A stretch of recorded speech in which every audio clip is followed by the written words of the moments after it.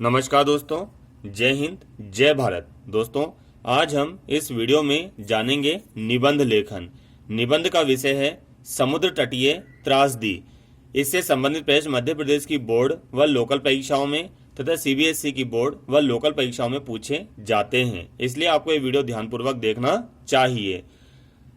निबंध लिखने से पहले आप उसकी रूपरेखा जमा लीजिए। पहला बिंदु है प्रस्तावना, दूसरा बिंदु है भूकंप के झटके, तीसरा बिंदु है विनाश लीला, चौथा बिंदु है आर्थिक मदद, पांचवा बिंदु है निष्कर्ष अर्थात उपसंहार। तो निबंध की विषय वस्तु लिखने से पहले हम कुछ पंक्तियां देखते हैं। प्रकृति नटी की कैसी माया, प्रकृति नटी की कैसी माया, कौन यहाँ है जान सका, सागर कांपा धरती डोली, महाकाल का प्रलय मचा, लहर सुनामी के तांडव ने दक्षिण प्रांत तबाह किए, लाखों मरे करोड़ों बेघर, नहीं कोई भी बच सका। तो समुद्र तटीय समझे आप, जहां पर समुद्र के तट पर जो प्रलय आती रहती है, ठीक है ना, कभी भूकंप की कभी सुनामी लहरों की, उसके बारे में हम यहाँ पर वर्णन जानेंगे। सबसे पहला बिंदु देखते हैं प्रस्तावना। हमारी धरती की संरचना बड़ी अनोखी है। पौराणिक, पौराणिक मतलब जो पुराण से संबंधित है, भगवान से संबंधित।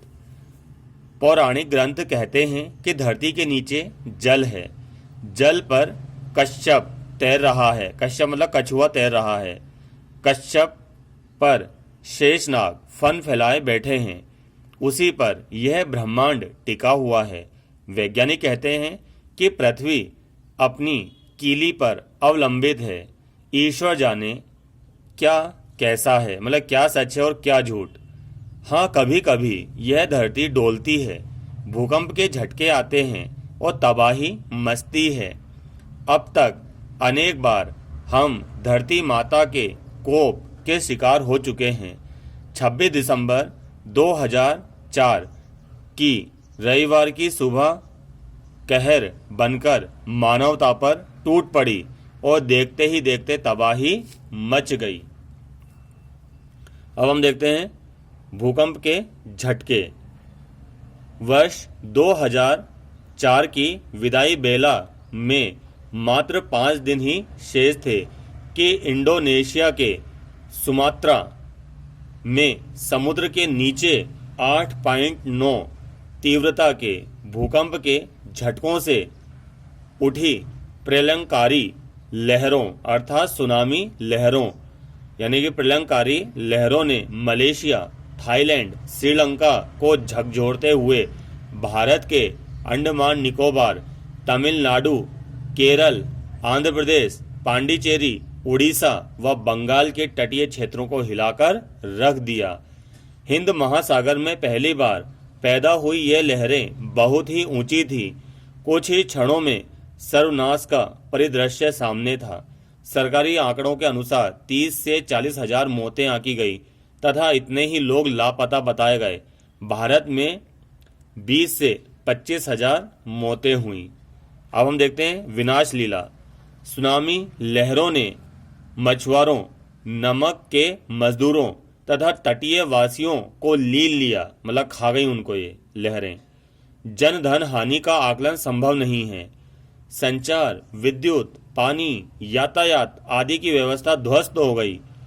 सैकड़ों की सैनिकों की बड़ी मात्रा में अकारण मृत्यु हुई। वर्ष के अंत में तटीय स्थलों पर छुट्टियां मनाने गए हजारों लोग प्रभावित हुए। पूरे विश्व में इस त्रासदी को गंभीरता से लिया गया।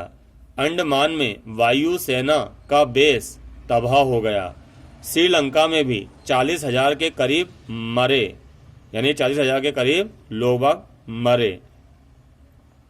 मलेशिया, मालदीव सहित 7 एशियाई देशों में विनाश लीला हुई। इसके बाद भी इंडोनेशिया सहित तटीय स्थलों पर सैकड़ों झटके महसूस किए गए।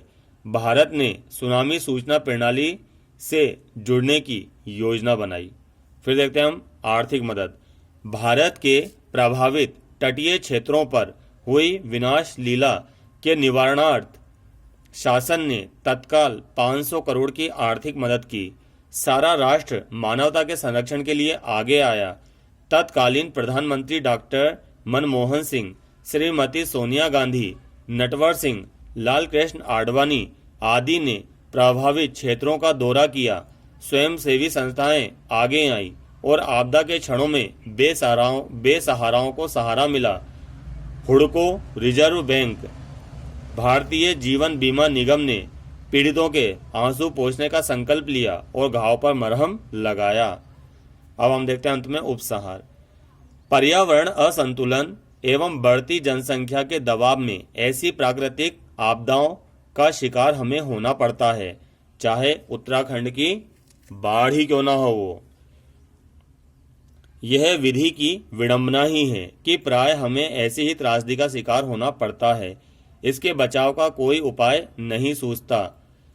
2 झोंकों और 10 मिनट में हुई तबाही को सारा विश्व एवं पीड़ित क्षेत्र कभी नहीं भूल सकेंगे। ईश्वर उन तटीय वासियों को अपनी अनंत कृपा वर्षों प्रदान करे। हम मानवता के आंसू पोंछे, यही प्रभु से कामना है। जन सेवा ही लक्ष्य है हमारा, जन सेवा हो लक्ष्य हमारा, पीड़ित के आंसू पोंछे। उम्मीद है आज आपको समझ में आएगा समुद्री त्रासदी या फिर समुद्र तटीय त्रासदी क्या होती है। धन्यवाद दोस्तों।